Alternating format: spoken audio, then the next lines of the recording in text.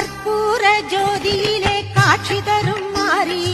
அற்புதமாய் உலகினையே ஆட்சி செய்யும் மாறி கற்பூர ஜோதியிலே காட்சி தரும் மாறி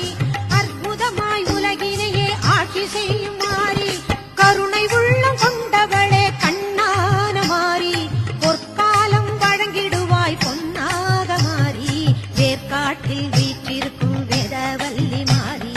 நாற்கவியும் தந்திடுவாய் ஞான